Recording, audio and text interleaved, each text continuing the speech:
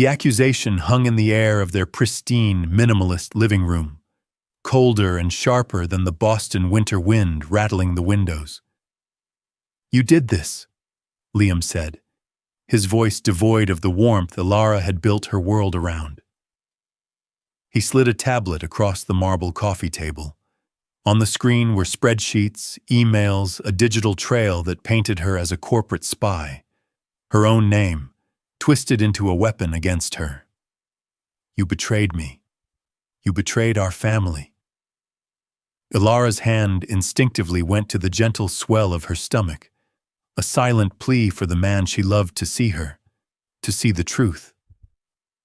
But the eyes that met hers were those of a stranger, a judge, an executioner. The scent of roasted chicken and rosemary filled their Beacon Hill brownstone, a warm, savory shield against the encroaching November chill. Ilara hummed along to a quiet jazz station, gently basting the bird while her eyes drifted to the architectural sketches laid out on the granite island. It was a preliminary design for a new community library, a pro bono project she'd taken on. It felt good to create something for people, not just for profit. At 6 months pregnant, she was embracing a slower pace, nesting in the luxurious comfort Liam's success afforded them. Their life was a carefully constructed masterpiece. Liam Sterling, a tech wunderkind who'd built his empire, Sterling Innovations, from a dorm room dream into a global powerhouse.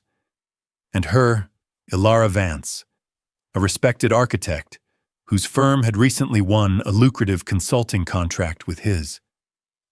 They were Boston's golden couple, their love story as polished as the antique silverware in their drawers. "Smells like heaven in here," Liam's voice boomed from the doorway. He dropped his leather briefcase with a heavy thud, shrugging off his cashmere coat. He looked exhausted, the lines around his blue eyes etched deeper than usual. Ilara smiled, wiping her hands on her apron as she went to him. "Tough day?" she asked, wrapping her arms around his neck and breathing in his familiar scent of expensive cologne and city air. He sighed, melting into her embrace. "You have no idea. The board is breathing down my neck about the Helios launch. Any leak, any delay, and our stock will tank." He kissed her forehead, then knelt, placing a hand on her belly.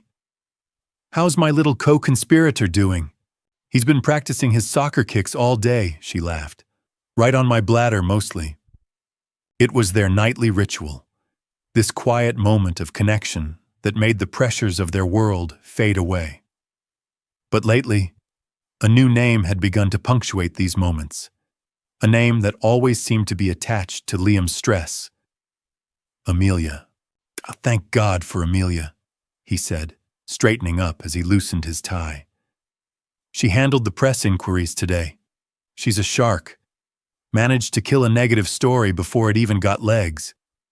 Amelia Harding was Liam's COO, a woman who was as ruthlessly efficient as she was impeccably dressed.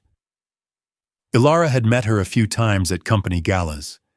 She was sharp, beautiful, with an unnerving ability to hold your gaze a second too long. Ilara had tried to like her, for Liam's sake, but there was a coldness to her, a transactional quality to her every interaction that set Ilara's teeth on edge. "She seems very dedicated," Ilara offered, choosing her words carefully. "Dedicated doesn't even cover it," Liam said, grabbing a glass from the cabinet. "She's the only one who really gets what's at stake. She's been living at the office, practically." He paused, pouring himself a whiskey. "She actually flagged a potential security issue on the consulting side of the project today. With your firm's remote access portal, a prickle of unease ran down Ilara's spine. "Oh, my team lead didn't mention anything." She handled it directly. Said it was probably nothing, just a ghost in the machine. But she wanted to be thorough. She's always one step ahead. He took a long sip of his drink. "You know, I wish your team was half as proactive as she is. The criticism, though small, stung. Ilara's firm was one of the best in the city. We have excellent security protocols, Liam. We've never had a breach. I know, I'm just stressed. He ran a hand through his dark hair. Amelia's just on another level. She gets it. She gets me. The words hung in the air, heavier than he intended. She gets me. Ilara busied herself at the counter, her earlier joy evaporating like steam from a pot. She told herself it was the pregnancy hormones making her sensitive, the primal fear of a mother protecting her nest. Liam was stressed, and Amelia was his professional rock. It was nothing more. A week later, at a charity auction, the unease returned with a vengeance. Ilara was chatting with another architect when Amelia materialized at Liam's side, a vision in a sleek emerald dress. She placed a perfectly manicured hand on his arm, leaning in to whisper something in his ear. It was an intimate gesture, possessive. Liam laughed, his head tilted towards hers. For a moment, they looked like the couple, and Ilara, standing just a few feet away, felt like an outsider. She moved to join them, her smile feeling brittle. Amelia, good to see you. Amelia's eyes swept over Ilara's growing belly with a flicker of something unreadable before her professional mask snapped back into place. Ilara, you're glowing. Liam, we need to talk to Mr. Chen before he leaves. He's wavering on the Q3 investment. She didn't release his arm, instead giving it a slight tug. Right. Honey, you mind? Liam asked, already turning to go. Of course not, Ilara said, her voice lighter than she felt. She watched them walk away, a perfectly matched pair of predators cutting through the crowd. It wasn't just that Amelia was his COO. It was the way she looked at him, with a hunger that had nothing to do with business. And it was the way Liam was starting to look at Ilara, not with less love, but with a new, subtle distance, as if seeing her through a pane of glass someone else had installed. That night, as she lay in bed, feeling her son kick, a cold dread settled in her heart. The foundation of her beautiful life felt fragile, as if a fault line was tracing its way through their home, silent and unseen, waiting for the right moment to crack everything wide open. The first tremor came disguised as a technical glitch. Ilara was in her home office, finalizing a render for the library project, when an urgent email from her firm's IT department popped up. Mandatory security update, immediate action required. It looked legitimate, down to the company letterhead. She clicked the link, entered her credentials, and watched a progress bar fill. A few minutes later, her system was back to normal. She thought nothing more of it. 2 weeks later, the earthquake hit. It was a Tuesday afternoon. The sky outside was a bruised purple, threatening a winter storm. Liam had called her an hour earlier, his voice clipped and strange. Stay home. I need to talk to you when I get back. Don't go anywhere. The ominous tone had sent a spiral of anxiety through her. She'd been trying to call him back, but he wasn't picking up. Now she heard his key in the lock. The sound was harsh, violent. He walked into the living room, his face a granite mask of fury. He wasn't alone. Amelia was with him, standing just behind his shoulder, her expression a careful blend of concern and sorrow. It was a masterful performance. Liam, what's wrong?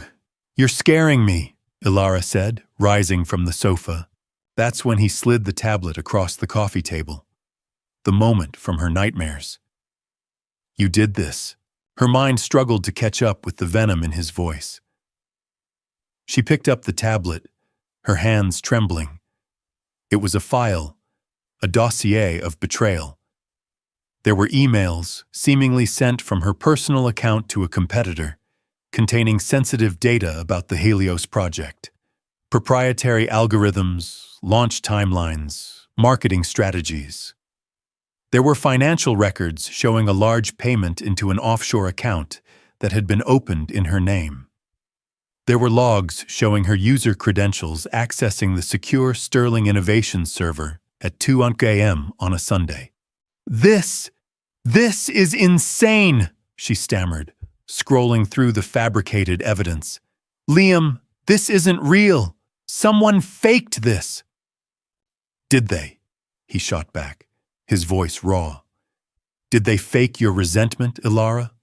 The little comments about how my work was consuming our lives? The complaints about me being married to the company? Ilara's head snapped up. Those were her words, yes, but they had been whispered to him in moments of tired intimacy, fears she had shared in the safety of their bed. They were now being repeated back to her as motive. She looked past Liam to Amelia, who was watching her with cold, pitying eyes. And she understood. She's been talking to you, Ilara whispered, a horrifying clarity cutting through her shock. She's been twisting everything. Amelia has been my only ally in this. Liam roared, his face contorted. She's the one who discovered the breach. She's the one who has been working for a week straight, trying to trace it, hoping against hope it wasn't you. Amelia stepped forward, placing a gentle hand on Liam's arm. Liam, maybe we should calm down. This is a shock for everyone. Don't you dare touch him, Ilara snarled, a protective, primal anger surging through her. This is you. This has your fingerprints all over it. My fingerprints? Amelia asked, her voice breaking artfully. Ilara, I've done nothing but try to protect this company, protect Liam. When I saw the data packets were being routed from your firm's IP block, I didn't want to believe it. I ran every other possible scenario. But the trail, it was undeniable. It led straight to your laptop, the mandatory security update, the phishing email. It had been a keylogger, a Trojan horse. Amelia hadn't just framed her. She had used Ilara's own hand to do it. Liam, listen to me, Ilara pleaded, turning back to her husband, her heart fracturing. She is lying. I love you. I would never, ever do this. Look at me. I am carrying your son. She took a step towards him, her hands outstretched. He flinched back as if she were poison. That small movement shattered her more than the shouting. See, the timing is almost poetic, isn't it? Liam said, his voice dropping to a lethally quiet register. Secure a nest egg just before the baby comes. Set yourself up for life in case something happened to me or the company. Is that it? No, she cried, tears finally breaking free, hot and useless. How can you even think that? Amelia showed me everything, he continued, his voice a monotone of conviction. The data doesn't lie. The money doesn't lie. We are facing SEC investigations, lawsuits from our shareholders. Everything I have ever worked for is on the verge of collapsing. Because of you. Each word was a physical blow. He wasn't just accusing her. He had already convicted her. There was no room for doubt in his mind. No space for her truth. Amelia had spent months preparing the ground, planting seeds of mistrust, watering them with carefully chosen words and manipulated moments, and now her poisonous garden was in full bloom. Get your things, Liam said, his voice flat, his eyes staring at a point on the wall just past her head. I want you out. Tonight. Liam, no, please, she begged, the floor seeming to tilt beneath her feet. We can talk about this. We can hire someone, a real investigator. I've already spoken to my lawyers, he cut her off. They'll be in touch with yours, if you have one. He turned and walked towards the door, Amelia following silently in his wake. At the threshold, he stopped but didn't turn around. The locks will be changed in the morning. Don't try to come back. Then he was gone. The heavy front door clicked shut, the sound echoing in the sudden cavernous silence of the room. Ilara stood alone, the tablet still in her hand, its screen glowing with the architecture of her own destruction. The life she had known, the man she had loved, the future she had been carrying, it had all been a lie. And the truth didn't matter at all. The first few hours were a blur of disbelief. Ilara wandered through the house, their house, touching the furniture, the photos on the mantelpiece, as if they belonged to a stranger. It felt like a stage set for a life that had just been cancelled. The smell of the roasted chicken she had so lovingly prepared now seemed sickeningly ironic. Reality began to seep in with the cold. Liam had turned off the heating remotely, a petty, cruel gesture that spoke volumes. Shivering, she packed a single suitcase, her movements clumsy and robotic. Clothes, her laptop, the ultrasound photos of their son. What else do you take when your life has been set on fire? Her credit card was declined when she tried to book a hotel room. A cold knot of dread tightened in her stomach. She tried another. Declined. He'd already cut her off. She checked her bank account on her phone. Balance, 0,0.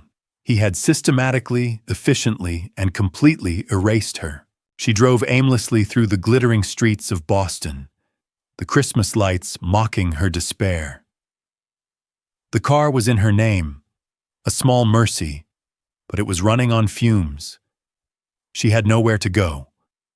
Her parents were gone, passed away years ago, and her closest friends were all enmeshed in Liam's world.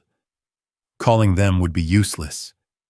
The story of her betrayal would have already been spun, Liam the victim, her the villainous, greedy wife.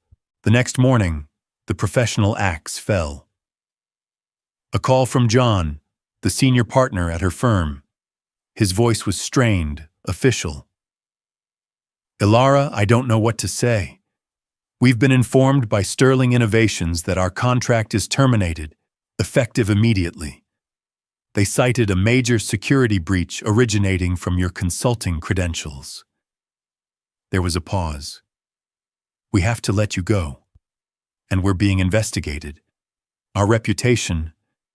Ilara, what did you do? I did nothing, John, she said, her voice hollow. I was framed. But the words sounded weak even to her own ears. The evidence was too complete, the narrative too clean. She was ruined. In a single day, she had lost her husband, her home, her career, and her reputation. She spent the next 2 nights sleeping in her car in a 24-hour supermarket parking lot, curled awkwardly in the back seat, the steering wheel digging into her pregnant belly. Each morning, she woke up with a gasp, the reality of her situation crashing down anew. She was a caricature of a tragedy, the pregnant, homeless woman cast out into the cold. On the 3rd day, desperate and hungry, she sold her engagement ring. The diamond Liam had chosen, which she had once thought symbolized their unbreakable bond, was slid off her finger and appraised by a pawnshop owner with bored eyes. He gave her a fraction of what it was worth, but the cash in her hand felt like a lifeline. It was enough for a room in a dingy motel by the highway, the kind with flickering fluorescent lights and the lingering smell of stale smoke. As she lay on the lumpy mattress, staring at the water-stained ceiling, the full weight of her isolation pressed down on her. It wasn't just the loss of comfort and security. It was the profound, soul-crushing loneliness. The man who had vowed to protect her, who had placed a hand on her stomach and promised their son the world, had not only abandoned her, but had actively orchestrated her destruction. The psychological warfare was relentless. Her name was dragged through the mud in financial blogs and gossip columns. Anonymous sources from Sterling Innovations painted a picture of a calculating, unstable woman. She stopped looking at the internet, but the shame followed her, a phantom presence in her motel room. Depression began to set in, a thick gray fog that made it hard to breathe, hard to even move. What was the point? Her life was over. Liam had won. Amelia had won. Sometimes she would place a hand on her belly and feel nothing, a terrifying numbness where maternal joy was supposed to be. The baby felt less like a promise and more like a complication, a tether to a life that had been violently ripped away. The thought shamed her, sending her into fresh spirals of despair. One evening, staring at her reflection in the cracked bathroom mirror, she saw a ghost. Her face was gaunt, her eyes hollow and haunted. She was disappearing, fading away under the weight of the betrayal. Then she felt it. A strong, definitive kick from within. Not a flutter, but a solid thump, a tiny person demanding to be noticed. "I'm still here," it seemed to say. "And so are you." Another kick, stronger this time. Tears streamed down Alara's face, but these were different. They weren't tears of self-pity, but of something else. A flicker of defiance. They had taken her husband, her home, her name. But this child was hers. He was an innocent in this nightmare, and he deserved a mother who would fight for him. She looked at her reflection again, really looked. The ghost was still there, but behind its eyes, a tiny ember began to glow. They had left her with nothing, which meant she had nothing left to lose. The fall had been brutal, shocking, and absolute. But she was at the bottom now, and the only way to go from the bottom was up. The thought didn't bring comfort, not yet. But it brought a sliver of purpose. And for now, that was enough. The pawnshop money didn't last long. Ilara knew the motel was a temporary stopgap, a way to bleed cash while she spiraled. With the last of her funds, she paid a deposit on a tiny, furnished room in a shared house in Dorchester, a world away from the manicured lawns of Beacon Hill. The room was sparse, a single bed, a rickety dresser, a window that overlooked a brick wall. But it was a roof. It was a start. Finding work was a humbling, brutal ordeal. The name Ilara Vance was now toxic in the architectural world. Her impressive resume was worthless. After dozens of rejections, she took the only job she could get, washing dishes and bussing tables at a small, family-owned diner called the Morning Star. The work was grueling. She spent hours on her feet, her back aching, her hands raw from hot water and cleaning chemicals. The smell of grease clung to her clothes and hair. Her co-workers were kind but wary, keeping a respectful distance from the quiet, obviously pregnant woman who carried a profound sadness in her eyes. She was an anomaly in their world, and she knew it. Yet, in the rhythm of the work, she found a strange sort of peace. There was no room for despair when you had to get 10 orders of pancakes out. There was an honesty to the exhaustion she felt at the end of each day, a physical ache that overshadowed the emotional one. She was earning her keep, dollar by dollar. She was surviving. Her most regular customer was a woman named Carol, who came in every morning at 7:00 a.m. sharp for black coffee and a crossword puzzle. Carol was in her late 60s, with sharp, intelligent eyes, a no-nonsense haircut, and a wardrobe of comfortable but well-made clothes. She had the air of someone who had seen it all and wasn't impressed by much. She was also the first person to truly see Ilara, One morning, as Ilara refilled her coffee, her hand trembled, sloshing a few drops onto the table. "Sorry," she mumbled, quickly wiping it up. Carol put her hand over Ilara's. Her skin was cool and dry. "It's all right, dear. You look like you're about to fall over. Sit down for a minute." "I can't, I'm working." "Sit," Carol said, her voice leaving no room for argument. Hesitantly, Ilara slid into the booth opposite her. "You're not built for this work," Carol stated, not unkindly. "Your hands are an architect's hands." Ilara stared at her, stunned. "How did you know? I was a corporate lawyer for 40 years. I know how to read people, and I know how to use the internet," Carol said with a wry smile. The story was messy. High-flying husband, a spectacular fall from grace, but it didn't add up. The accusations were too neat, too perfect, smelled like a setup to me from the beginning. Tears welled in Ilara's eyes. To be believed, so simply and completely, by a total stranger, it was like a dam breaking inside her. She told Carol everything. The whole sordid, painful story poured out of her in a hushed, desperate torrent in the corner of the noisy diner. Carol listened patiently, her gaze never wavering, just nodding occasionally as she sipped her coffee.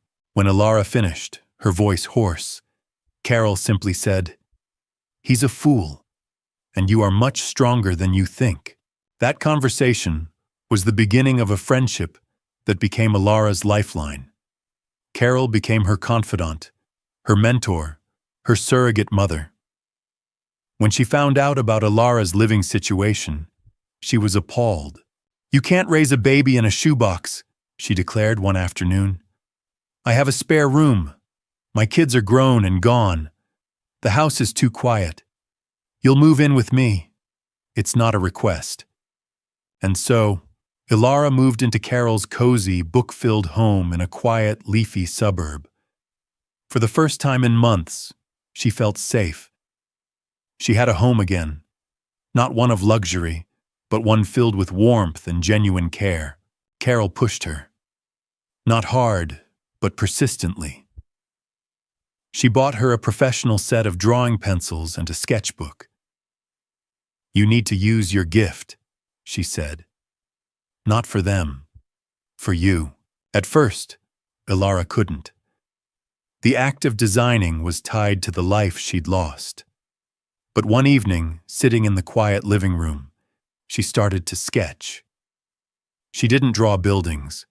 She drew the faces she saw at the diner. She drew the gnarled oak tree in Carol's backyard. And slowly, she began to draw designs for baby furniture. A clever convertible crib, a mobile with perfectly balanced, interlocking wooden birds. Her creativity, once a source of professional pride, became a form of healing. It was a way to process her pain and channel her hope. She was no longer Ilara Vance, disgraced architect. She was Ilara, a mother-to-be, creating a small, beautiful world for her son with her own two hands. She started attending a community prenatal group, connecting with other expectant mothers. They talked about morning sickness and nursery colors, not stock prices and corporate takeovers. It was a world grounded in simple, profound truths. Here, she wasn't a headline. She was just Ilara. Her belly grew, and with it, her strength. She was still scarred, still haunted by the ghost of her past life. But the embers of hope, first kindled by the kick of her unborn son, were being fanned into a steady flame. She was building a new foundation, not of steel and glass, but of resilience, friendship, and a fierce, quiet love for the child she would soon bring into the world. Liam's life, on the surface, had returned to a semblance of order. The Helios project, after a frantic period of damage control, was back on track. The threatened lawsuits had been averted, the scandal contained. Amelia, now a fixture in his home and his life, was a constant, reassuring presence at his side, the architect of his professional salvation. He should have been relieved. He should have been grateful. Instead, a quiet, corrosive unease was setting in. The Beacon Hill brownstone, once filled with Alara's warmth and laughter, now felt cold and cavernously empty, despite Amelia's attempts to fill it. She replaced Alara's muted, tasteful art with bold, abstract pieces that felt jarring and aggressive. She hosted lavish dinner parties for investors and board members, playing the part of the perfect corporate spouse with chilling precision. But there was no heart in it. The house was no longer a home. It was a showroom. Liam found himself increasingly irritated by small things. The way Amelia would talk down to the housekeeping staff, her voice dripping with condescension. The way she needed constant praise for every minor business victory. The way she would subtly disparage Alara, bringing her up in conversation only to highlight her own superior loyalty. "It's a miracle we saved the launch," she'd say, pouring him a drink. "If I hadn't caught what Alara did when I did, well, it doesn't bear thinking about." He would nod along, but the words started to ring hollow. He remembered Alara's passion for her work, her meticulous attention to detail. Betrayal for money seemed so grotesquely out of character. He had been so blinded by his panic and rage, so expertly guided by Amelia's narrative, that he had refused to see the woman he had known and loved for 5 years. The first real crack in his conviction appeared during a quarterly financial review. They were looking at the budget for the Helios project, specifically the line items from the period of the data breach. He noticed a consultancy fee paid to a third-party cybersecurity firm he didn't recognize. "What's this digital ghost firm?" he asked, pointing to the screen. Amelia glanced at it, barely breaking stride in her presentation. "Oh, that was the firm I hired to do the initial deep dive when I first suspected a leak. They were discreet, expensive, but they confirmed my fears and helped me gather the initial evidence against Alara. Something about her answer felt too smooth. Why have I never heard of them? Why wasn't this in your initial report to me?" "It was a chaotic time, Liam," she said, her voice like silk. "I was managing a dozen crises at once. I paid them out of a discretionary fund to avoid raising alarms internally. I was protecting you, protecting the company. Does it matter?" It did. It mattered immensely. Liam had built his company on transparency. Hiding a vendor, especially one involved in such a critical incident, was a cardinal sin. For the first time, he didn't see a brilliant COO protecting her CEO. He saw a woman who was comfortable with secrets. That night, unable to sleep, he went into Alara's old home office. Amelia had wanted to change it into a guest room, but he'd forbidden it, a decision he hadn't understood himself at the time. It was exactly as Alara had left it. Her scent, faint and floral, still clung to the air. On her desk, beneath a stack of papers, was the sketchbook for the community library. He sat down and flipped through the pages. Detailed, beautiful drawings filled with light and purpose. This was the work of a creator, not a destroyer. He saw her notes in the margins, her elegant handwriting full of passion for the project. Could the woman who designed this beautiful, selfless space be capable of the ugly, selfish betrayal he'd condemned her for? His suppressed guilt, a beast he had kept locked away, began to stir. He remembered her face that day, the raw shock, the desperate plea in her eyes. He remembered the way she had clutched her pregnant belly, not as a shield, but as if trying to protect their son from his own father's monstrous words. He had called her a traitor. He had thrown her out, pregnant, with his child. The thought was a physical sickness. He stumbled into the bathroom and retched, his body convulsing with a shame so profound it felt like it was tearing him apart. He spent the rest of the night digging. He went back through old emails, text messages, calendars. He started piecing together a timeline, not of Ilara's supposed crime, but of Amelia's rise to power within his life. He saw the pattern now, the subtle whispers, the manufactured urgencies, the way she had slowly isolated him from his other advisors and from his wife. She hadn't just framed Ilara, she had groomed him, the CEO of a billion-dollar company, like a mark. He found an old email from Ilara, sent a month before the disaster. "I'm worried you're burning out," she'd written.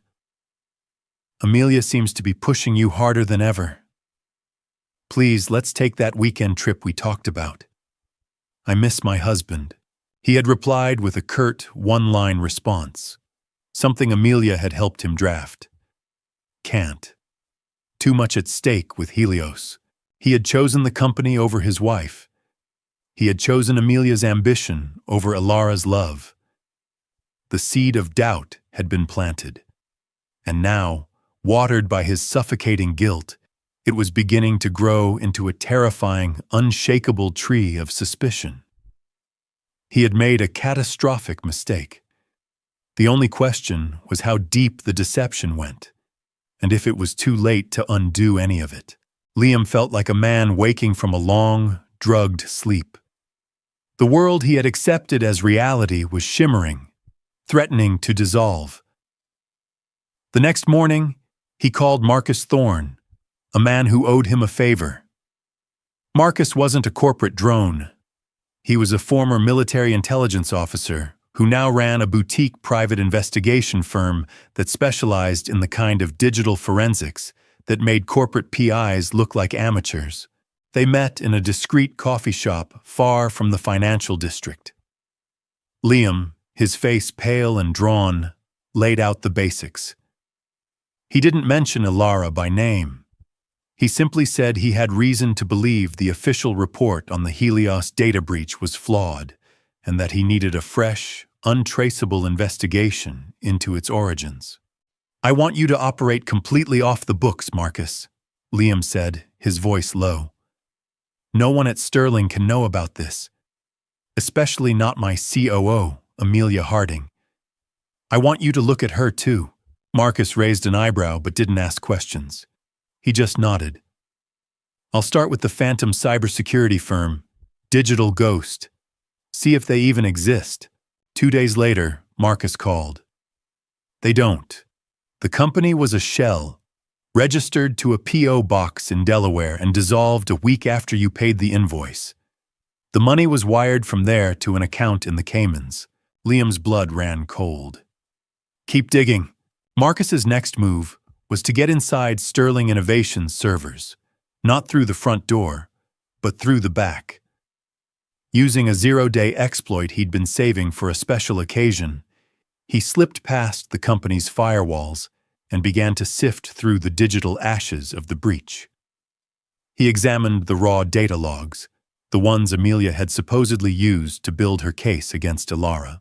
The evidence of a frame job, Marcus later explained, was glaringly obvious to a trained eye. It was clumsy, but effective, he told Liam over a secure line. The data packets weren't just routed from your wife's IP, they were mirrored. The real origin point was masked by a series of proxy servers, but the initial request, the one that started the whole chain, it came from inside your house. Specifically, from a desktop computer in your COO's office on the 34th floor. Liam felt the air leave his lungs. Amelia's office.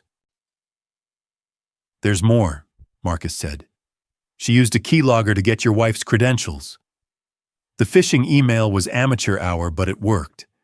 But she made a mistake. She installed the keylogger from her own machine, and to cover her tracks, she used a cloud-based file shredder to wipe the installation logs. What she didn't count on was the cloud service having a 7-day rolling backup. The final piece of the puzzle, the smoking gun, arrived in Liam's encrypted inbox an hour later. It was an audio file recovered from that backup. It was a phone call Amelia had made to an unknown man, dated the day after she had presented her evidence to Liam. Her voice was giddy, triumphant. It worked perfectly, she purred into the phone. He bought every last word, threw the pregnant bitch out on the street the same night. No, he's completely broken. He thinks I'm the only one he can trust. He's mine now. The company, the man, all of it. Don't worry. You'll get your money as soon as I have full control of his personal accounts. She'll never see it coming. No one will. Liam listened to the recording 3 times, the sound of Amelia's triumphant, venomous voice clawing at his insides. The betrayal was so absolute, so profoundly evil, it was almost incomprehensible. She hadn't just wanted his affection or his money. She had wanted to annihilate Ilara, to erase her from existence and take her place. And he, blinded by his own arrogance and fear, had handed her the tools to do it. That evening, he went home and waited. When Amelia walked in, smiling, holding up 2 tickets to a symphony, he didn't say a word. He just played the recording. He watched her face as her own voice filled the room. The initial confusion, the flicker of recognition, the dawning horror, and then the complete collapse of her carefully constructed facade. The blood drained from her face, leaving a sickly, pale mask. "Liam, I can explain," she stammered, the tickets fluttering from her hand to the floor. "Can you?" he asked, his voice terrifyingly calm. "Can you explain how you methodically destroyed an innocent woman? My wife? The mother of my child?" He took a step forward, his rage a palpable force in the room. "Can you explain how you looked me in the eye and lied day after day while I was grieving a betrayal that you invented?" She tried to pivot, to manipulate. "I did it for you. For us. She was holding you back. She didn't appreciate you." "Get out!" he roared, the sound echoing off the cold marble floors. "Get out of my house. Get out of my company. Get out of my life." He picked up his phone. "I have security on their way up to escort you out. If you ever come near me, my family, or my company again, I will release this recording to the authorities, and I will spend the rest of my life ensuring you rot in a prison cell. Am I clear?" She stared at him, her eyes filled not with remorse, but with pure, unadulterated hatred for having been caught. She snatched her purse from the table and, without another word, turned and walked out of his life forever. The door closed, and Liam Sterling, the brilliant millionaire, the titan of industry, crumpled to the floor. He was alone in his silent, opulent tomb, surrounded by the wreckage of his own making, haunted by the ghost of the woman he had wronged so grievously. The truth hadn't set him free. It had imprisoned him in a hell of his own guilt. The days that followed were a blur of self-inflicted torment. Liam fired anyone at Sterling Innovations who had been complicit in Amelia's scheme, dismantling the network she had built. He worked with a feverish intensity, not for ambition, but as a form of penance. But the silence of the brownstone was his true punishment. Every room held a memory of Ilara, her laughter in the kitchen, her books by the fireplace, the faint indentation on her side of the bed that he still couldn't bring himself to sleep on. He was a ghost in his own life, haunted by the magnitude of what he had done. It wasn't just a mistake. It was a fundamental failure of character. He hadn't trusted the woman he vowed to love. He had believed the serpent. Finding Ilara became his obsession. It was the only thing that mattered. He started with her old friends, the ones he had so callously allowed to be poisoned against her. The calls were excruciating, He had to swallow his pride and admit the entire sordid truth, listening to their shocked silence, their anger, their disgust. He deserved it all. None of them knew where she was. She had vanished, cutting all ties to her old life. He hired Marcus Thorne again, this time for a personal mission. "Find her," he pleaded, his voice raw. "I just need to know she's okay." The search was harder than he expected. Ilara hadn't used her credit cards or her bank accounts. She had disappeared off the grid. It took Marcus 2 weeks to find a trail, a digital breadcrumb. Ilara had sold her car a few months back, a cash transaction in a town just outside Boston. From there, Marcus used old-fashioned legwork, showing her picture at diners, motels, bus stations. Finally, he found her. She was living in a small, quiet suburb called Northwood, renting a room from a retired lawyer named Carol Sterling. The irony of the last name was not lost on Liam. "She looks healthy," Marcus reported over the phone. "Very pregnant. Seems to have a quiet life. I saw her at a community center, at some kind of class for new moms." Liam drove to Northwood the next day, his heart hammering against his ribs. He parked his car down the street from Carol's house, a modest but well-kept home with a sprawling oak tree in the front yard. He waited for hours, feeling like a stalker. Just before dusk, he saw her. Ilara emerged from the house, walking alongside an older woman. Carol, he presumed. She was wearing a simple maternity dress, her dark hair pulled back in a ponytail. Her face was fuller, softer, and she was smiling. Not a polite society smile, but a genuine, easy smile as she chatted with her friend. She looked peaceful. She placed a hand on her belly, a gesture so familiar it made his chest ache. She was no longer the broken, terrified woman he had cast out. She was whole. She had rebuilt her life from the ashes where he had left her. She had done it without him, without his money, without his name. She had done it on her own. The realization was a punch to the gut. He had come here with a vague, half-formed fantasy of a tearful reunion, of him begging for forgiveness and her falling into his arms. The nightmare finally over. But her life wasn't a nightmare anymore. He was the nightmare. He was the ghost from a past she had survived and overcome. To approach her now, to rip open those wounds for the sake of his own absolution, suddenly felt like the most selfish act of all.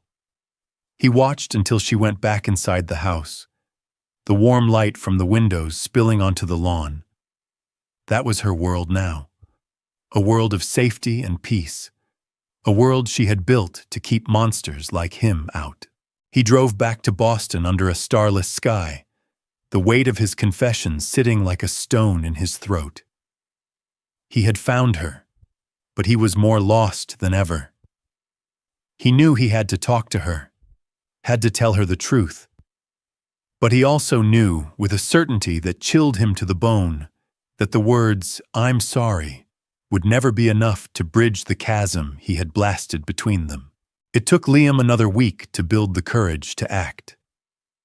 He couldn't live with the lie any longer, regardless of the outcome for himself.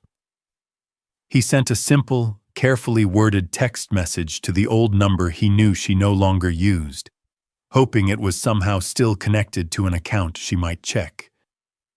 "Ilara, it's Liam. I know the truth about everything. All of it. I need to explain. Not for me, for you. Can we please talk?" To his astonishment, a reply came a day later. Not from the number, but from an anonymous email address. "Northwood Park, tomorrow, 3 p.m., come alone." The message was from Carol. The park was quiet on the weekday afternoon. Leaves skittered across the pavement. Ilara was sitting on a bench overlooking a small pond, her hands resting protectively on the high, taut curve of her belly. She looked beautiful and formidable. When she saw him approach, her face remained neutral, a carefully constructed mask of composure. He knew, however, that a storm of emotion must be raging beneath the surface. He stopped a few feet away, not daring to sit beside her. "Thank you for meeting me," he said, his voice hoarse. "I'm not here for you," she said, her voice steady and clear, though he could see the tension in her jaw.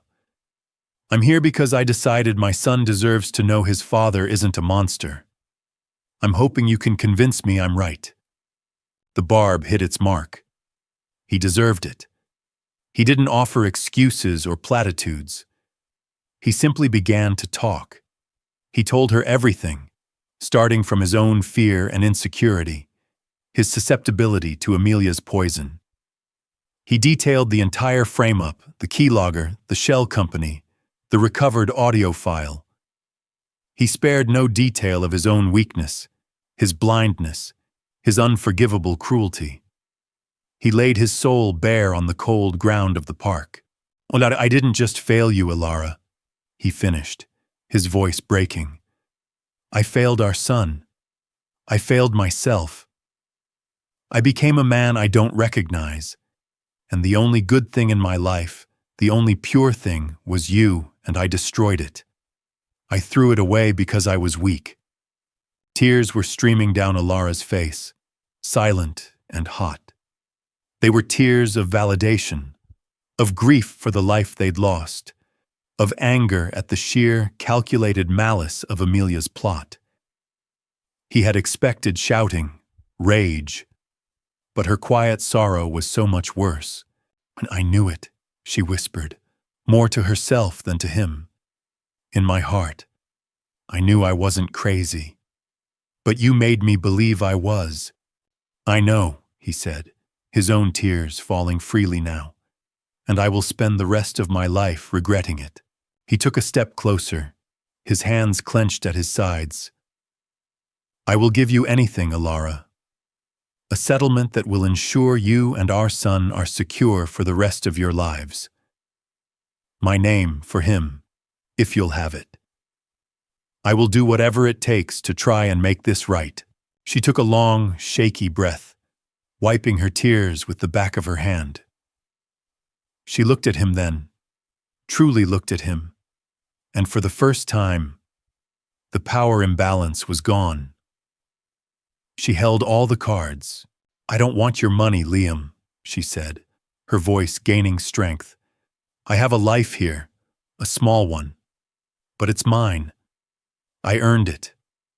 Carol helped me file a lawsuit against my old firm for wrongful termination. We settled out of court. I have enough to start over. My way." She stood up, a movement that was both graceful and weary. "My son will have my name, Vance. He will be raised in a home where trust is the foundation, not a commodity to be bought and sold." His heart sank. This was it. The final door closing. "You came here and you told me the truth," she continued, her gaze unwavering. "That's more than I ever thought I'd get. It gives me closure, but it doesn't erase what happened. You're too late to fix us, Liam. There is no us to fix." She paused at the edge of the path, turning back one last time. "But maybe you're not too late to be his father. A father, not my husband. If you can prove over a very long time that you are the man you should have been, then maybe our son can have you in his life." And with that, she turned and walked away, leaving him standing alone by the pond. He had confessed. He had been absolved of nothing. Redemption wasn't a single act of apology. It was a long, arduous path. A path he would have to walk alone, hoping it might one day lead him back, not to her side, but to the side of the son he had almost lost before he was even born. Ilara's journey from a gilded cage of betrayal to a quiet life built on her own strength is a powerful testament to the resilience of the human spirit. She didn't find a storybook ending. She found something far more real and valuable: herself. Liam's confession was not an ending, but the beginning of a long, uncertain road toward earning a place in his child's life. If Ilara's story of survival and inner strength moved you, please honor her journey by hitting the like button, sharing this video with someone who needs a reminder of their own power, and subscribing for more emotional stories that reflect the complexities of real life. What do you think Liam's first step should be to prove he's changed? Let us know in the comments below. What happens when a picture-perfect life explodes? Anastasia Moreau was living a fairy tale, married to the charismatic tech millionaire Alistair Blackwell, pregnant with their first child, and living in a mansion that overlooked the ocean. Then, during one lavish dinner, with a single ice-cold sentence, Alistair ended it all. He wanted a divorce, effective immediately. A stunned, pregnant Anastasia was left alone in their palace of glass and stone. But what happened next is something no one, least of all Alistair, could have ever predicted. This isn't just a story of betrayal. It's a story of an alliance forged in the fire of heartbreak and a fight for justice that would shake an empire to its core. The crystal glasses on the table at Perse were so fine, Anastasia Moreau was almost afraid to touch them. They seemed to hum with the quiet, expensive energy of the room, a 3-Michelin-star temple of gastronomy overlooking Columbus Circle. Each plate that arrived was a work of art, a miniature sculpture of foam, jolly, and impossibly fresh ingredients. It was all so perfect, too perfect. Anastasia shifted in her plush velvet chair, the silk of her emerald green maternity dress whispering against the fabric. At 5 months pregnant, she was just beginning to show, a gentle, happy curve that she would often rest her hand upon, a silent promise of the future. She smiled across the table at her husband, Alistair Blackwell. To the outside world, Alistair was a titan. At 38, he was the founder and CEO of Nexus Dynamics, a tech firm that had revolutionized data logistics. His face, with its sharp jawline, intense blue eyes, and perpetually confident smirk, had graced the covers of Forbes and Wired. He moved with an economy of motion, a man who believed every second of his time was worth $1,000.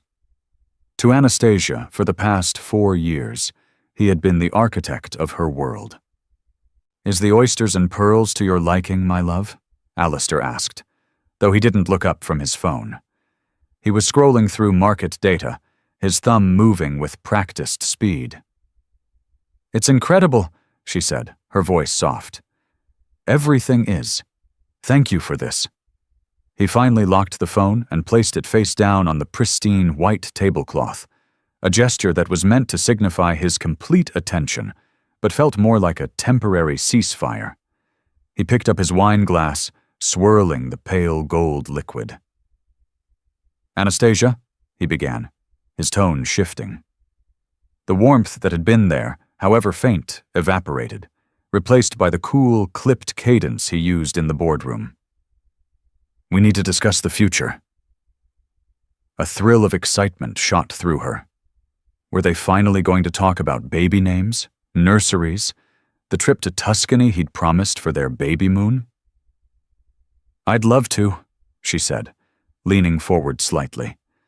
"I was thinking if it is a boy, maybe we could honor your father, Richard."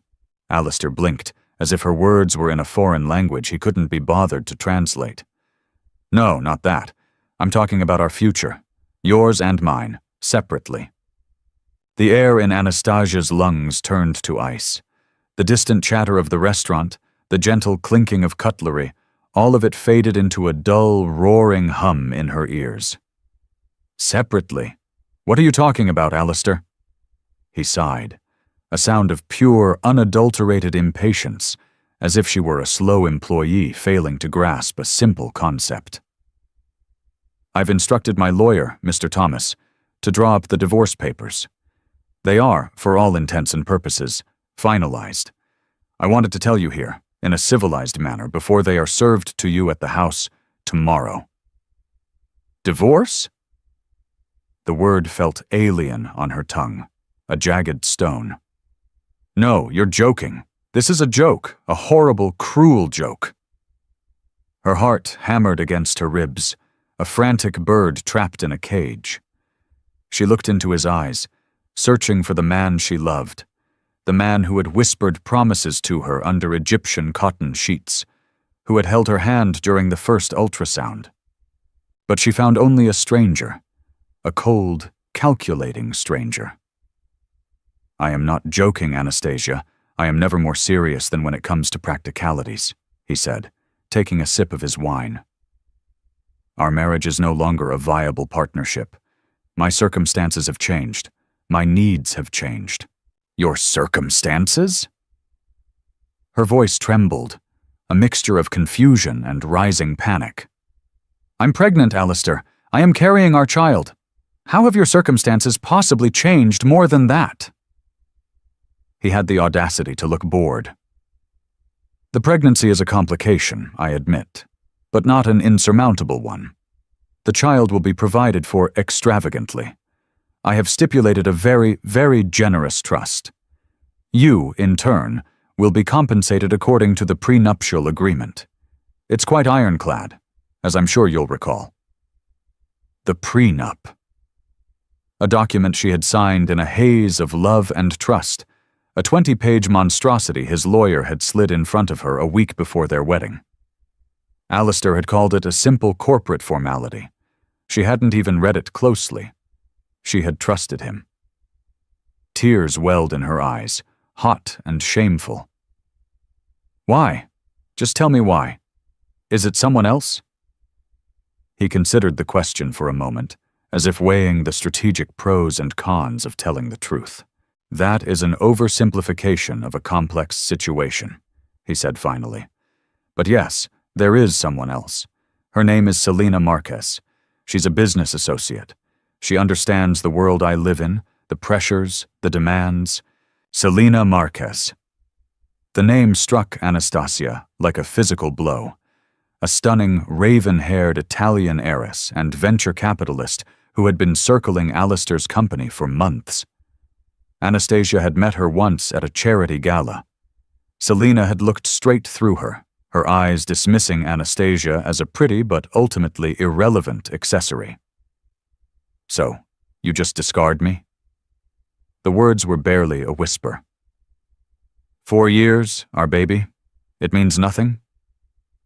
It means that it has run its course, Alistair said, placing his napkin on the table. He stood up, straightening his bespoke suit jacket. The car will take you home. I have another engagement. The papers will arrive around 10 a.m. I would advise you to have a lawyer present, though it will make little difference to the outcome. He didn't lean in to kiss her. He didn't touch her shoulder. He simply turned and walked away, a king leaving his court, never once looking back. Anastasia sat there alone at the table for two, surrounded by the debris of a multi-thousand-dollar meal she could no longer eat. The waiter approached cautiously. "Is everything all right, madam?" She couldn't speak. She could only nod, a single jerky motion. The tears she had been holding back began to fall, tracing cold paths down her cheeks, dripping onto the pristine silk of her dress. She was no longer Anastasia Moreau, wife of a millionaire. She was a complication, a partnership that was no longer viable. The ride home to their sprawling Greenwich, Connecticut estate was a blur of streetlights and silent sobs. The house, usually a symbol of their shared success and happiness, felt like a mausoleum. It was vast, cold, and achingly empty. Every photo on the wall of them laughing in Bali, skiing in Aspen, celebrating their anniversary, was a monument to a lie. She walked into the master bedroom, a space larger than the apartment she'd grown up in. Alistair's side of the closet was already empty. His valet had been here. It had all been planned. This wasn't a sudden decision. It was a corporate extraction, executed with chilling precision. She spent the night curled in a guest room, unable to bear the scent of him on their sheets. She didn't sleep. She just lay there, one hand on her belly, feeling the faint, fluttering movements of the life inside her. It was the only thing that felt real in a world that had just been shattered into a million pieces. She was alone, pregnant, and about to be divorced by a man who treated her like a defunct asset to be liquidated. Morning came not with sunlight, but with a gray, drizzling rain that matched the despair in her soul. She sat in the cavernous living room, staring out at the manicured lawns that rolled down towards the Long Island Sound. She felt nothing. She was a ghost in her own life. At precisely 10 o'clock, the doorbell chimed, a sound as sharp and final as a guillotine's fall. She thought it was the courier with the divorce papers, the final nail in the coffin of her marriage. Her body tensed, preparing for the next wave of pain. She opened the massive oak door. It wasn't a courier. Standing on the rain-slicked flagstone porch, flanked by 2 large Louis Vuitton suitcases, was Victoria Blackwell, Alistair's mother. Victoria was a woman carved from New England granite and old money. Tall, impeccably dressed in a cashmere coat with her silver hair swept into a perfect chignon, she possessed an aura of formidable authority. Her eyes, the same piercing blue as her son's, held a look that was not pity, but something far more complex. A fierce, unyielding resolve. Anastasia stared at her, confused. They had a cordial but distant relationship. Victoria was polite, but always kept a certain emotional distance, as if observing Anastasia from behind a pane of glass. "Victoria," Anastasia stammered. "What are you doing here?" Victoria Blackwell looked past Anastasia into the cold, opulent foyer of the house her son had built. Then her gaze returned to Anastasia, softening just slightly as it rested on the small swell of her stomach. "I heard what my son did," she said, her voice clear and steady, cutting through the damp morning air. "He is a fool and a coward, so I packed my bags." She took a step forward, crossing the threshold and bringing the scent of rain and expensive perfume into the house. "If you'll have me," Victoria Blackwell declared, "I'm moving in." For a long moment, Anastasia could only stare. Victoria Blackwell, standing in the marble-floored foyer of the home her son had just ripped from Anastasia's life, was an impossible apparition. The woman who had always treated her with a polite, almost clinical distance, who sent perfectly chosen impersonal gifts for birthdays and anniversaries, was now standing amidst her designer luggage with the defiant air of a general occupying enemy territory. Anastasia's mind, fogged with grief and exhaustion, struggled to process the scene. Was this a trick? A Trojan horse sent by Alistair to manage the situation, to ensure she signed the papers without a fuss? The Blackwell family, she was learning, operated on a level of strategy she was only just beginning to comprehend. "Move in?" Anastasia finally managed, her voice a whisper. "Victoria, with all due respect, I don't understand. You're his mother." "And you are the mother of my grandchild," Victoria retorted, her gaze unwavering. "That is a blood tie, my dear. A biological fact. A marriage certificate, as you have so brutally discovered, is merely a contract, and my son has just demonstrated what he thinks of contracts." She stepped further into the house, her sharp eyes scanning the cavernous, impersonal space. It was a show home, decorated by a high-priced designer Alistair had hired, filled with modern art he'd bought as an investment and furniture that was more sculpture than comfort. It was a reflection of Alistair himself. Impressive, expensive, and utterly devoid of warmth. "May I have some tea?" Victoria asked, already shrugging off her cashmere coat. "Earl Grey, if you have it. And I suggest you have some chamomile. It will be good for you and for the baby." It wasn't a request. It was a gentle command. Numbly, Anastasia led the way to the state-of-the-art kitchen, a vast expanse of stainless steel and Italian marble that she had never truly felt comfortable in. As she filled the kettle, her hands trembling, Victoria surveyed the room with a critical eye. "This kitchen is absurd," she commented, running a finger along a sterile countertop. "It's designed for caterers, not for people. No soul." Anastasia turned, leaning against the counter, her resolve crumbling. "Why are you really here, Victoria? Did he send you to what? Make sure I don't make a scene?" The question hung in the air between them. Victoria's composed expression finally softened, and for the first time, Anastasia saw a flicker of the woman behind the formidable facade. She saw a deep, weary sadness in her eyes. "Alistair did not send me," Victoria said, her voice losing its crisp edge, becoming something more intimate. "In fact, he would be incandescent with rage if he knew I was here. I imagine he will be soon enough. I telephoned him this morning after I heard the news from a friend on the board of his company. The Selena Marquez situation is apparently common knowledge in their circle," she said, the name uttered with a quiet, venomous disdain. "I told him," Victoria continued, "that if he went through with this cruelty, he would not be just divorcing his wife. He would be severing his relationship with his mother. He called my bluff. He told me I was being overly sentimental. So I am here." The kettle began to whistle, a shrill scream in the quiet house. Anastasia poured the hot water into 2 mugs, her mind still reeling. "But why?" Anastasia whispered, handing a mug to her mother-in-law. "He's your son, your only child." Victoria took the mug and led the way to a small, uncomfortable-looking sofa in the adjacent living area.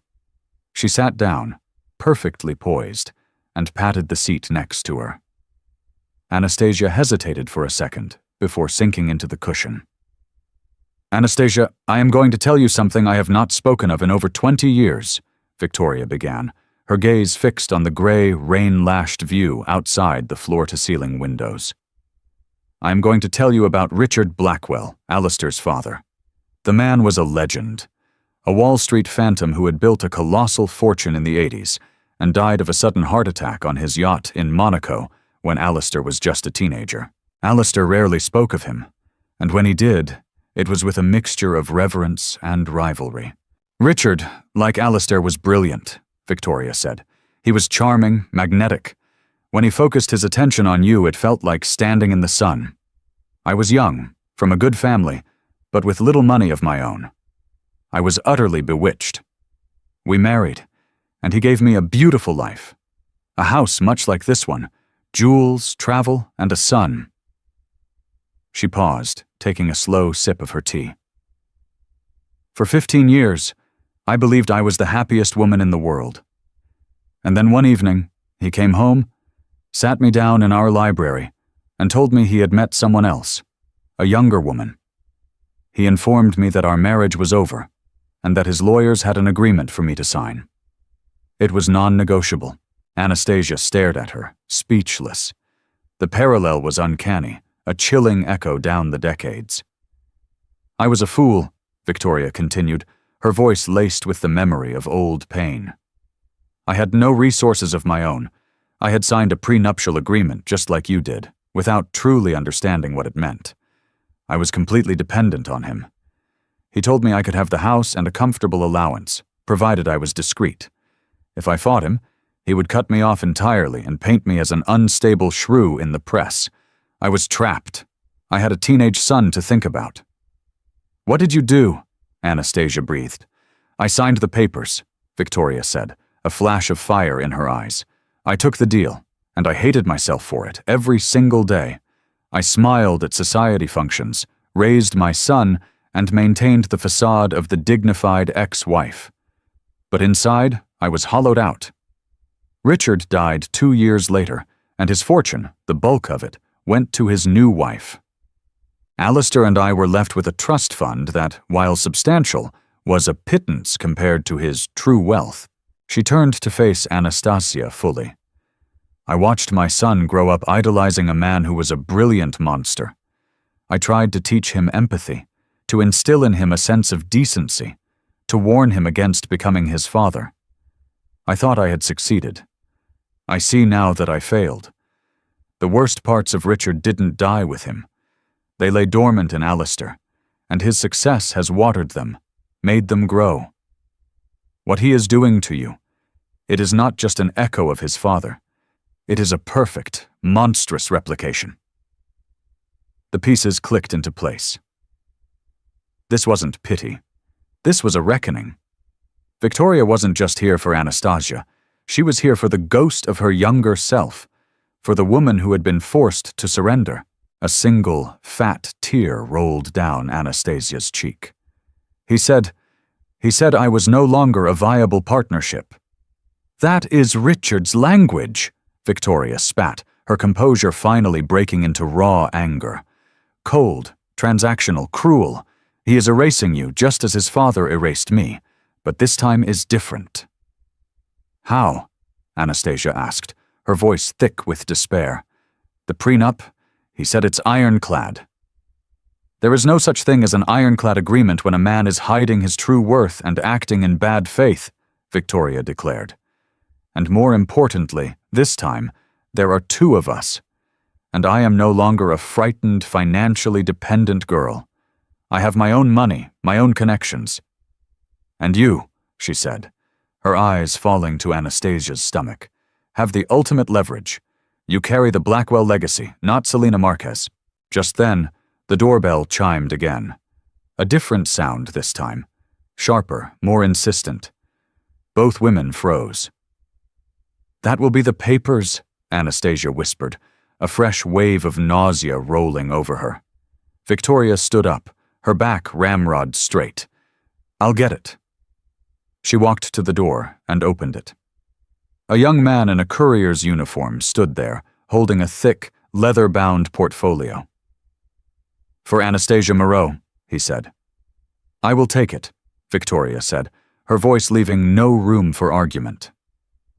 She signed the device, took the portfolio, and shut the door. She walked back into the living room and placed the document on the glass coffee table. It landed with a soft, final thud. It was embossed with the logo of a prestigious, ruthless law firm. Anastasia stared at it as if it were a venomous snake. All the fight that had begun to stir in her withered. It's over, she said, her voice flat. He's won. Nonsense, Victoria snapped, her energy galvanizing the room. She picked up her phone from her purse.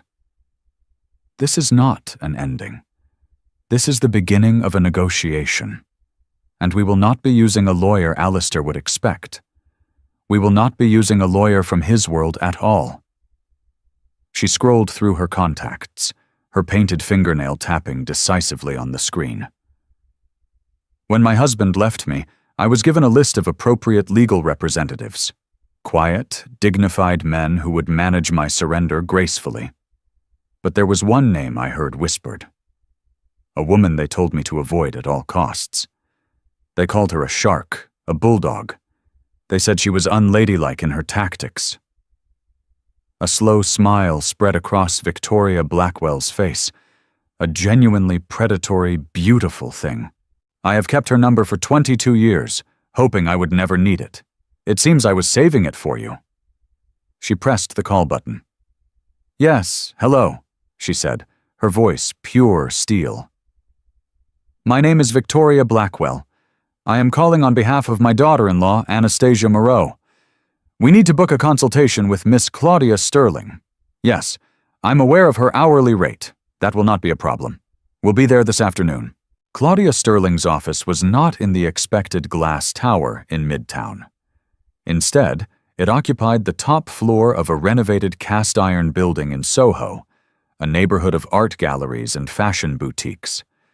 The elevator opened directly into a reception area that felt more like a modern art installation than a law firm. The walls were stark white, adorned with large, aggressive, abstract paintings in black and red. The furniture was minimalist, uncomfortable-looking, and brutally chic. There was no soothing music, only the low hum of the city outside. It was a space that did not offer comfort. It demanded respect. A young man with an impossibly sharp haircut and an all-black suit greeted them. "Miss Blackwell, Miss Moreau, Miss Sterling will see you now." He led them down a hallway to a corner office with panoramic windows, and there, standing against the backdrop of the New York skyline like a general surveying her battlefield, was Claudia Sterling. She was not what Anastasia had expected.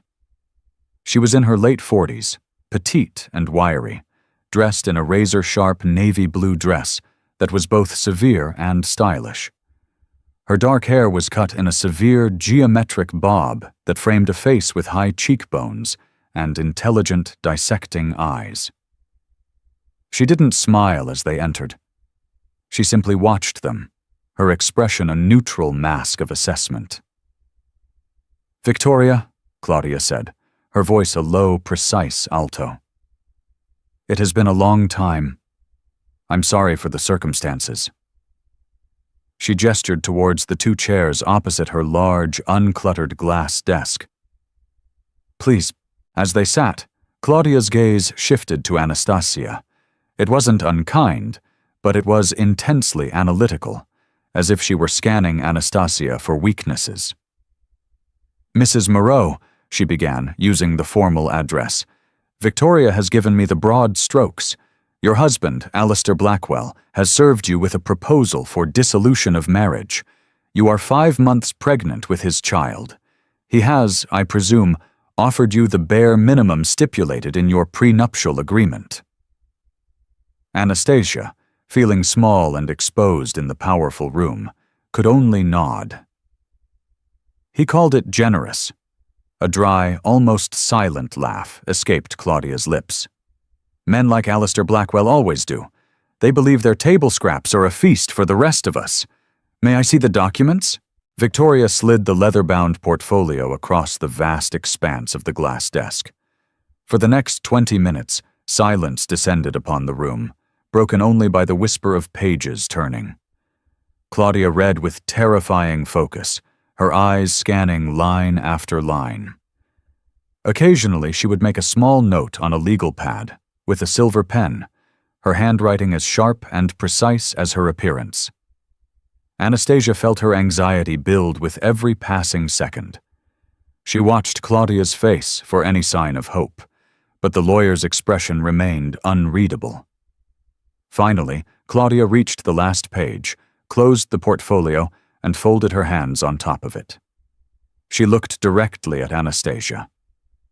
"This," she said, tapping the portfolio, "is a work of art. A masterpiece of legal warfare designed to leave you with absolutely nothing." The bluntness of the statement hit Anastasia like a physical blow. "Mr. Thomas, his lawyer, is very good at his job," Claudia continued, her tone clinical.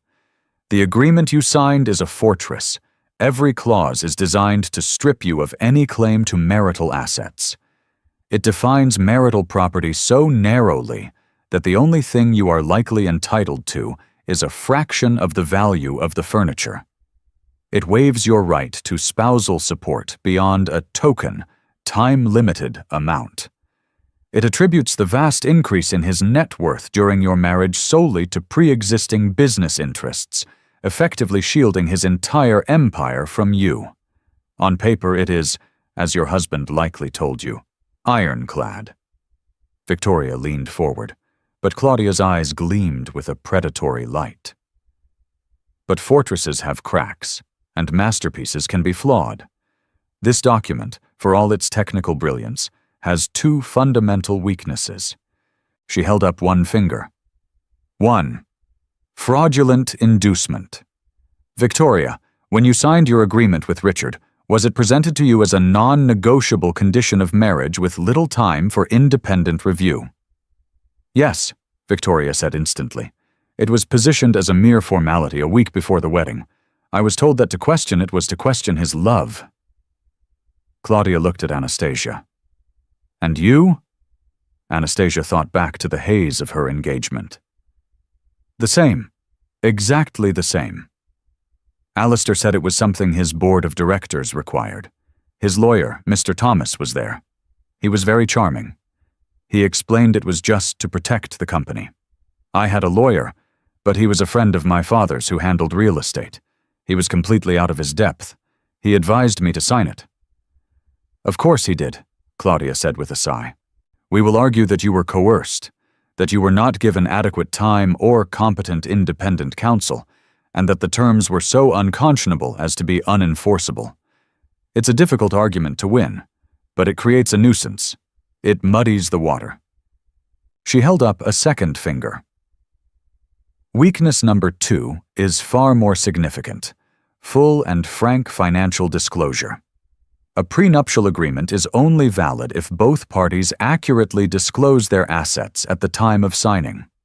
More importantly, in a divorce proceeding, both parties are required to disclose their current assets.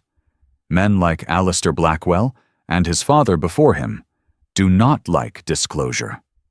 They build their empires in the shadows. They use shell corporations, offshore accounts, and tangled webs of trusts to hide their true worth. They present one picture to the IRS, another to the SEC, and a third, much smaller one to their divorcing wives. Her voice dropped, becoming conspiratorial, exciting. Our job is not to attack the prenup head-on. Our job is to demand a forensic accounting of every single penny Alistair Blackwell has. We will subpoena his company, his partners, his investment managers. We will make the process of disclosure so invasive, so expensive, and so potentially revealing of things he does not want revealed, that his ironclad agreement suddenly becomes a very heavy anchor. Anastasia felt a flicker of hope, the first she'd felt in what seemed like an eternity. You think he's hiding money? Claudia laughed again, a sharp, metallic sound. My dear, a man worth $1 billion on paper is almost certainly worth 2 or 3 billion in reality. The question is not if he's hiding it. The question is where. She leaned back in her chair, the leather creaking softly. Which brings us to the child. Her gaze softened for the first time as she looked at Anastasia's stomach. This is not just a divorce anymore. This is a matter of child support and inheritance. The state of Connecticut has guidelines for child support, but those guidelines become suggestions when dealing with high net worth individuals. We will argue that this child is entitled to a lifestyle commensurate with his father's true wealth. Not a trust fund controlled by Alistair, but direct, substantial, court-ordered support. We will demand private school, security, nannies, dedicated housing, travel. We will create a budget for this child that will make his eyes water. But more than that, she went on, her eyes locking with Victoria's, this child is the Blackwell heir, the only carrier of his bloodline. This makes his affair with Selena Marquez look not just callous, but foolish. He is discarding the mother of his legacy for a temporary amusement. We will not say this in court, of course, but we will make sure it is understood in the court of public opinion and in the boardrooms of his company. The scope of it, the sheer aggression, was terrifying and exhilarating. This was not a legal dispute. It was war, waged with subpoenas and forensic accountants instead of soldiers. Now, Claudia said, her tone shifting back to business, this will be a brutal, ugly, and very public fight. Alistair will not play fair. He will hire private investigators. They will dig into your past, your family, your friends. They will try to paint you as a gold digger, an unstable hysteric, an unfit mother. They will leak stories to the press. Are you prepared for that? She asked, her eyes boring into Anastasia. Anastasia looked at her hands, then at Victoria, whose face was a mask of grim determination. She thought of Alistair's cold, dismissive face at the restaurant. She thought of him calling their baby a complication. A fire she didn't know she possessed began to burn in her chest. "What do you need me to do?" Anastasia asked, her voice quiet but firm. A slow, satisfied smile finally graced Claudia Sterling's lips. It transformed her face, making her look like the shark the old guard lawyers whispered about. "Good," she said. "First, you and Victoria will go back to that house, and you will not leave. It is your marital home. Do not let him intimidate you into leaving. From this moment on, all communication goes through me. You do not speak to him. You do not answer his calls. If he shows up, you do not let him in. You call me." She slid a notebook and the silver pen across the desk to Anastasia. "Second, you will start a journal. Document everything. Every interaction you've ever had concerning finances, every promise he ever made, every conversation about the baby. Dates, times, locations, details. His casual mention of buying a private island, the small loan he gave to a friend, the antique watch he bought that was worth more than a car. These are the threads we will pull. Third," she said, looking at Victoria, "you know the world he comes from, the people, the places. We need to find his pressure points. A board member who values family, an old rival who would love to see him stumble. We need leverage outside the courtroom." Claudia stood up, signaling the end of the meeting. "My retainer is $100,000. Victoria has assured me this is not an issue. We will begin discovery immediately. This will be a long road, Anastasia, but I promise you this. By the time we are done, Alistair Blackwell will learn that a viable partnership is a two-way street, and that his complication is about to become the most expensive problem he has ever had." Leaving the office and stepping back into the Soho streets, Anastasia felt different. The fog of grief had not lifted, but it was pierced by a single, sharp beam of light. She was no longer a victim adrift in the wreckage of her life. She was a client, a combatant. Alongside her formidable mother-in-law, she had just hired a shark, and they were going hunting. Returning to the Greenwich estate was a profoundly different experience. The house was no longer a cold, lonely mausoleum of a failed marriage. With Victoria Blackwell striding through its halls, it had become a fortress, a command center. The air, once thick with Anastasia's despair, now crackled with purpose. A siege was coming, and they were preparing the ramparts. That very afternoon, a locksmith summoned by Victoria arrived and discreetly changed every lock on the property. The household staff, a chef, a housekeeper, and a groundskeeper, all hired and paid by Alistair, were politely but firmly given 2 weeks of paid leave. "We need privacy," Victoria had told them, her tone brokering no argument. She then arranged for groceries to be delivered and, to Anastasia's astonishment, began methodically and expertly cleaning the soulless kitchen herself. "When you are at war," Victoria stated, wiping down a marble surface with a vigor that belied her age and station, "you control your supply lines and you eliminate potential spies. Alistair pays their salaries. Their loyalty is to him." For Anastasia, this new reality was disorienting but grounding. The overwhelming grief still washed over her in waves, but now it was tempered by a new, unfamiliar feeling. Agency. Following Claudia's instructions, she took the expensive leather-bound notebook intended for a wedding guest list and repurposed it as her war journal. She sat in the morning room, the rain still streaking down the glass panes, and began to write. At first her mind was blank, a canvas of pain. But then she started small, remembering a conversation from last Christmas at Alistair's ski lodge in Aspen. December 26th. Alistair was on a conference call in front of the fireplace. I brought him a brandy. He was laughing with someone on the phone. After he hung up, he was giddy. He kissed me and said, "The deal in Dubai is done. I had to pay our consultant an absolute fortune, but it's worth it." I asked who the consultant was. He just winked and said, "A very helpful little P.O. box in the Cayman Islands." He thought it was hilarious. He called it Nexus Dynamics Atlantic. The memory, innocuous at the time, now seemed sinister. She wrote it down, her handwriting shaky but clear. Another memory surfaced, a charity auction in New York 2 years ago. April 2 years ago. The Met Gala. Alistair was trying to get a zoning variance for a new data center. Senator Thompson was the keynote speaker. Alistair won the bidding on a terrible painting for $250,000. When we got in the car, I said it was a lot to pay for an ugly painting. He laughed and said, "I didn't buy a painting. I bought a zoning variance. The senator's favorite charity will be very grateful." She kept writing, the threads pulling loose from the tapestry of their life together. The offhand remark about the 3 different sets of books his accountants kept. One for me, one for my partners, and one for Uncle Sam. The time he'd boasted that his real net worth was an imaginary number because so much of it was tied up in untraceable art and offshore holding companies designed to be invisible.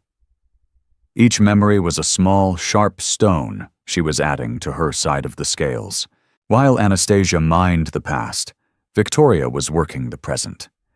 She sat in the formal living room, her posture perfect, her phone to her ear. Her conversations were masterpieces of subtlety. "Meredith, darling, how lovely to hear your voice," she cooed to the wife of Marcus Thorne, the most influential member of Nexus Dynamics' board of directors. "Yes, I'm staying with Anastasia for a bit. She needs me." "Oh, Alistair is going through a difficult phase. It's so reminiscent of his father. You remember that terrible business with the younger woman? He became so erratic, so unpredictable. His judgment was impaired. It's heartbreaking to see the pattern repeat. One worries about the stability of things, with the company. This Selena Marquez, I've heard she encourages his worst impulses." She would pause, letting the poison seep in. "Of course, I'm sure it's nothing. He's a brilliant boy, but a man with a pregnant wife at home making such rash decisions, it does make one wonder. Do give Marcus my best." She was not attacking. She was expressing concern. She was planting a seed of doubt not in Alistair's morality, but in something far more important to a man like Marcus Thorne. His stability, and by extension the security of his investment. The first counterattack from Alistair came 2 days later. Anastasia's phone rang, and his face, a smiling selfie from their trip to Bali, flashed on the screen. Her heart leaped into her throat. Her first instinct, born of 4 years of conditioning, was to answer. Victoria, who seemed to possess a 6th sense, walked into the room. "Don't," she said, her voice calm. "Let it ring." Anastasia stared at the phone, her hand trembling as it rang and rang before finally falling silent. A text message immediately followed. "Anastasia, pick up the phone. We need to talk. Don't be childish." Another came a minute later. "Are you seriously having my mother screen my calls? This is absurd. I will not have my personal life dictated by some overpriced lawyer. I am coming over." The message sent a jolt of pure terror through her. "He's coming," she whispered, holding the phone out to Victoria. Victoria read the text, and her lips thinned into a hard line. "Good," she said. "Let him." An hour later, the sleek black form of Alistair's McLaren supercar crunched up the gravel driveway. He got out, dressed in a perfectly tailored suit, looking every inch the master of the universe returning to his castle. He strode to the front door and tried his key. It didn't fit. He tried it again, jamming it in with force. The sound of metal grating against the new lock was loud in the quiet house. He stepped back, a look of pure disbelief on his face, and pressed the doorbell, a long, angry buzz. Anastasia and Victoria stood in the foyer, watching the video feed from the security camera on a tablet. Alistair's face, handsome and familiar, was twisted into a mask of rage. "Anastasia!" he shouted, his voice muffled by the thick oak door. "Open this door right now! This is my house!" Victoria calmly pressed the button for the intercom. "Alistair," Her voice boomed out onto the porch, cool and clear. "You are no longer welcome here. This is Anastasia's marital home." On the screen, Alistair looked as if he'd been slapped. "Mother, what in God's name are you doing? Let me in." "No," Victoria's voice replied through the speaker. "You have made your choice. You chose to abandon your pregnant wife. You do not get to choose the consequences. If you have anything to say to Anastasia, you can say it through her lawyer. Now please leave the premises before you are filmed trespassing." "My lawyer?" he roared, laughing a bitter, ugly sound. "You think Claudia Sterling is going to scare me? I will bury you. I will bury both of you in legal fees. I will prove Anastasia is an unfit mother. I will take my child." "You will do nothing of the sort," Victoria interrupted, her voice dropping to a dangerously low temperature. "Your father tried this same pathetic bullying, Alistair. He tried to intimidate me, to threaten me. It was beneath him then, and it is beneath you now. You are behaving like a cornered animal, not the titan of industry you pretend to be. Leave." Watching, Anastasia felt a surge of courage. She stepped forward and pressed the talk button herself. Her voice was shaking, but it was clear. "Leave, Alistair. Speak to my lawyer." On the screen, his face registered pure shock. It was one thing to be defied by his mother, whom he considered a sentimental relic. It was another to be defied by Anastasia, the woman he had deemed docile and disposable. He stared at the camera, his blue eyes burning with a cold fire. Then, without another word, he turned on his heel, stalked back to his car, and sped away, spitting gravel from his tires. Anastasia let out a breath she didn't realize she'd been holding, her legs feeling weak. Victoria put a firm, steadying hand on her shoulder. "The first charge has been repelled," she said quietly. "Well done." The true counteroffensive landed the next day, not at their door, but in the heart of Alistair's empire. In his gleaming office overlooking Manhattan, Alistair was meeting with his lawyer, the smooth and unflappable Mr. Thomas. "She's refusing to speak with me," Alistair raged, pacing in front of the windows. "They've changed the locks. My mother is in there with her plotting against me." Mr. Thomas, a man who specialized in quiet, orderly dissolutions, looked uncomfortable. "Alistair, I warned you that this approach was aggressive. It was bound to provoke a reaction." "It's a negotiation tactic," Alistair snapped. "She'll fold." Just then, Mr. Thomas's assistant entered, carrying a box so thick with paper it looked like a ream of printer stock. "This just arrived by courier for you, Mr. Thomas, from the offices of Claudia Sterling." Mr. Thomas opened the box. His calm, professional demeanor began to dissolve as he lifted out the first document. It was a single-spaced, 200-page request for financial discovery. It demanded everything. Every personal and corporate tax return for the last 10 years, every bank statement from every account, domestic and international, every stock transaction, every email related to the formation of any shell company or trust, full documentation on the purchase of all art and property, including the consulting fees for the Dubai deal and the donation to Senator Thompson's charity. It was a legal shock and awe campaign. It was an invoice for the war to come. Mr. Thomas paled. He looked up at his client, the bravado gone from his face. "Alistair," he said, his voice grim, "this is not a negotiation tactic. She's not trying to get a better settlement." He held up the massive document. "She's trying to get your entire company." Alistair reacted to Claudia's aggressive financial inquiries with full-scale warfare. His legal team swiftly filed motions to block the subpoenas, labeling them frivolous harassment. Simultaneously, Alistair weaponized the media against Anastasia. A scathing tabloid article depicted her as a ruthless gold digger, exploiting her pregnancy for money. Photographers and surveillance vehicles lingered outside her home, escalating her stress and anxiety. Victoria, ever composed, shielded Anastasia fiercely.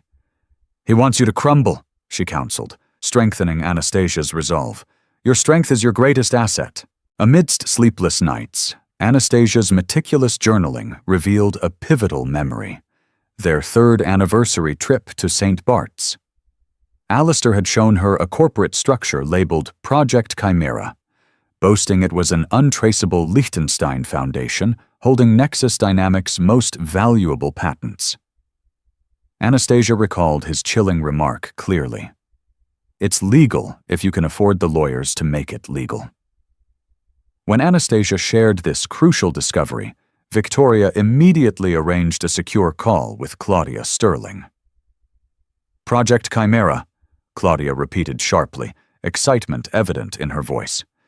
"Liechtenstein means secrecy, tax evasion, asset hiding, corporate fraud. This could escalate beyond divorce court to criminal charges." Anastasia hesitated, troubled by the idea of Alistair facing prison. "He built this trap himself," Victoria gently reminded her. "Not you." "Precisely," Claudia interjected. "This is leverage. If Alistair fights disclosure, he risks contempt of court. Compliance reveals the fraud. Plus, this revelation will terrify his board, turning his personal scandal into a corporate catastrophe." Armed with this powerful insight, Claudia swiftly amended their legal filings to specifically target Project Chimera. Alistair's facade was finally unraveling. Within 24 hours, Claudia filed a precise, devastating motion with the court. It detailed the existence of Project Chimera, a Liechtenstein foundation hiding Nexus Dynamics' core intellectual property. The implication was clear: Alistair had committed corporate fraud. Alistair Blackwell stared at the document, stunned. "How could they know?" he asked desperately, looking at his shaken lawyer. "I don't know, but they do," Mr. Thomas responded gravely. "This isn't a bluff. If a judge grants this motion, and they likely will, we must either produce evidence that reveals your fraud or face contempt of court." "Stop it," Alistair ordered. "Appeal, delay, do something." Mr. Thomas shook his head firmly. "It's too late. Claudia Sterling has cornered you perfectly. This isn't divorce law, it's criminal territory now." Across town, Victoria Blackwell executed her final strategic move. At a discreet lunch with Marcus Thorne, chairman of the Nexus Dynamics board, she expressed grave concern about Alistair's reckless actions, subtly dropping mentions of Liechtenstein. That evening, Marcus called an emergency board meeting, confronting Alistair with Claudia's motion. "Did you really think you could hide assets from us? Project Chimera puts the entire company at risk." The board swiftly stripped Alistair of his power and launched a forensic audit. His personal life unraveled just as quickly. Selena Marquez, his lover, coldly dismissed him, branding him a toxic liability. Shattered and alone, Alistair saw clearly that only one option remained: total surrender. The next morning, his assistant called the Greenwich House. "Mr. Blackwell requests a meeting with Mrs. Moreau," she said timidly. "At her convenience." Victoria glanced at Anastasia, visibly pregnant and resolute. "Tell Mr. Blackwell she will meet him here tomorrow at noon." Anastasia sat calmly in the sunlit morning room as Alistair entered, defeated and humbled. "I'm sorry," he began weakly, but Anastasia stopped him sharply. "You're sorry you got caught. Claudia's terms are final." He read the brutal conditions. Anastasia receives the Greenwich estate outright, and $200 million in a trust for Anastasia and their child, controlled exclusively by Anastasia. Anastasia has full custody. Alistair is allowed supervised visits only after extensive therapy. Alistair must publicly retract defamatory stories about Anastasia. Details of Project Chimera will be sealed permanently, conditional on his compliance. "My child," Alistair pleaded desperately. "You called our child a complication," Anastasia responded coldly. "This agreement ensures you won't hurt us again. Sign or lose everything." Defeated and knowing his fate, Alistair quietly nodded. You'll have it today." As he left, Anastasia realized the battle was over. She had reclaimed control of her life, emerging stronger and surrounded by true family.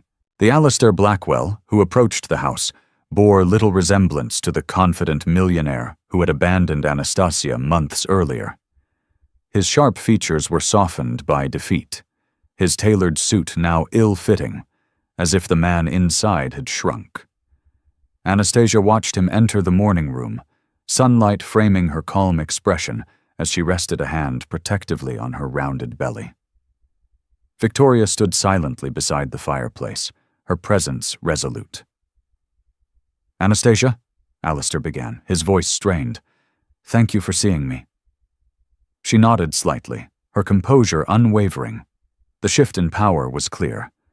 She was in control, and he was here to plead. I'm sorry," he stammered, his gaze faltering under her steady eyes. "For how I told you, what I said, everything. I wasn't thinking clearly." She raised a hand, gently stopping him.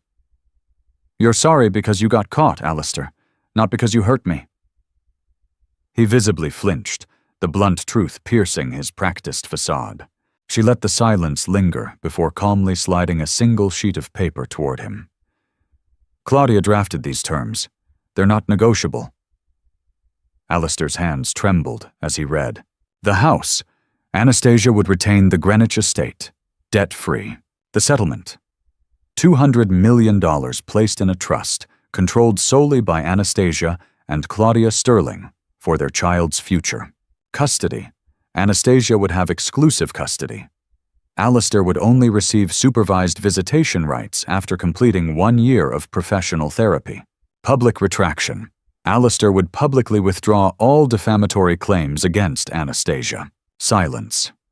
In return for his agreement, details of Project Chimera would remain confidential. Alistair looked up, color draining from his face. "Anastasia, please. My child. You can't. You called our baby a complication. You were ready to discard us," Anastasia replied steadily. "I learned family for you was disposable. This agreement protects my family from you. You'll provide for your child materially, but your influence stops there. Sign it, or risk everything." He glanced toward Victoria, searching for sympathy but finding none, only silent judgment. Realizing he had no leverage, Alistair gave a broken nod. "You'll have it signed by my lawyers today," he said quietly, rising and leaving without another word. 6 months later, the morning room had transformed from a battlefield into a warm, inviting nursery, filled with soft colors and gentle laughter. Anastasia rocked gently, cradling her daughter, named Eleanor Anastasia Blackwell, Ellie.